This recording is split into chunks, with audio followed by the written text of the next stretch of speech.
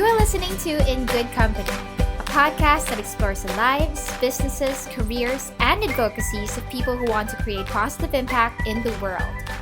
If you're someone who's looking for inspiration, positive stories, how-tos, and opportunities to start a business or pursue a career with meaning and purpose, this podcast is for you. And we won't just be talking about the good and inspiring stuff. We'll be talking about the real stuff, which means that we'll get into the gritty, grimy, and yes, juicy details about trying to do good in a world where doing good is still a bit of an afterthought. This podcast is designed to share inspiring stories, but at the same time encourage anyone. But while doing good in a big way is challenging, it is possible, and there are concrete and actionable steps to do so. So, if you want to do good, you're in good company. I'm Reese Ruiz, co-founder and president of Rags to Riches. And I'm Tom Graham, author of the book The Genius of the Poor and co-founder of the social tourism enterprise Make a Difference Travel. And this is In Good Company. Hi guys. Hi Reese, how you doing? Hi Tom, I'm doing good. Excellent. Okay, so today we are going to be talking about the 5 steps to consider when starting your own social enterprise venture. Yes, finally. I mean, there are lots of articles written about like how to start a startup, how to start a business, but I think our collective experience can also help other people out there who are listening to us now about how to start a social enterprise. Like from your perspective, from mine, because I started out of college. You started a few years, like when you're already working, doing stuff. Yeah, a couple of years after college. Yeah, maybe a few months, maybe. Yeah. Okay, so let's get on to it. I will kick off with step number 1, which is really to spend time on the ground. Yes. So whether that be volunteering, whether that be visiting the communities that you want to interact with, right? Because social enterprise is really all about building up communities and serving communities through the products and services that you provide.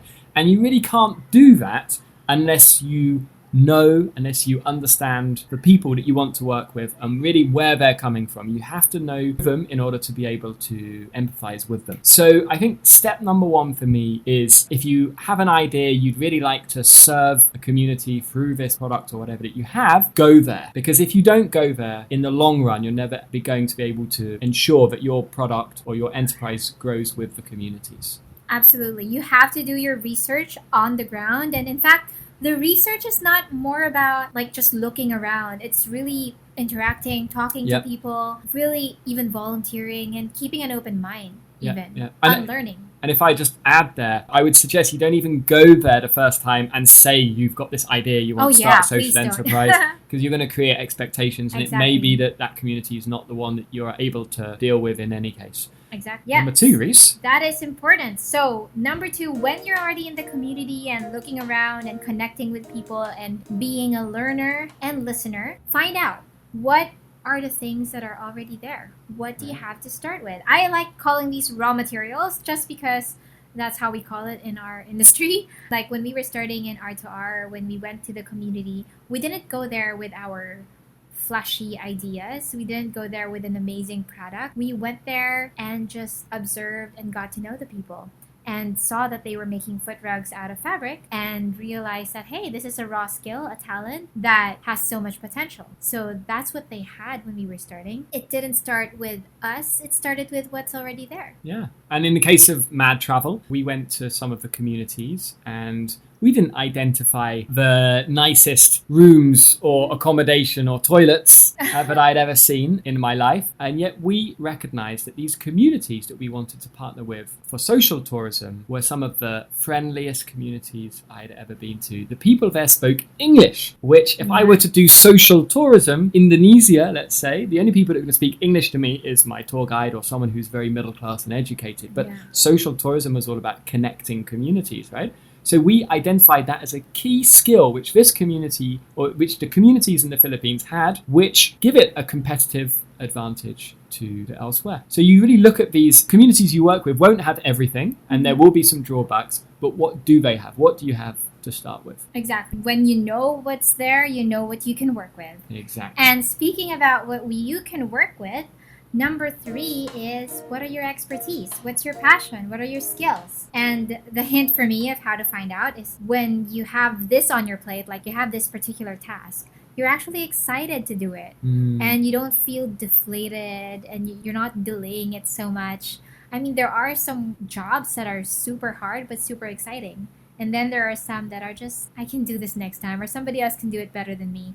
So, because sometimes it's hard to evaluate your own passion, your own skills, but it's easier when you reflect back on those moments when you actually have to do something with those skills. And moving on to number 4. Does your product or service meet a need in the market? Super important. Very important, because you could have a beautiful idea which will serve the community, but the reality is that if that product or service which you want to develop with the community, if there's no one out there in the market who is prepared to buy it, either because it's going to be too expensive to produce it, or it's just not attractive enough, or it's not the right time in the market, then there's very little chance that your social enterprise is going to fly. Let's be honest about this. Social enterprise is not about charity. You can't rely on people making a pity purchase forever. It has to compete alongside more mainstream brands and products and services. So you have to ask yourself that question, or to the best of your ability, you have to do your research, ask yourself that question: is my product or service going to be attractive to the market? Is there a market? Do you have a potential buyer in mind for this? No, absolutely. And I think one of the worst things that you could do is to market your product with pity in mind. Like, please buy this, or please hire us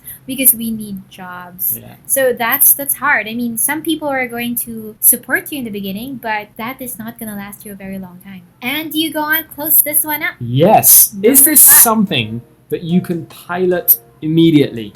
Yes. Now, there are so many great ideas out there. There are so many theories. People have written papers on this, that, or the other. But who has really had the courage and the commitment to follow through on that idea? That's the most important thing. Do something. Don't talk about doing something. Don't just live forever with the dream of doing something, but actually go out there and do it. It could be in a really small and controlled way. Let's say you develop a product, an idea.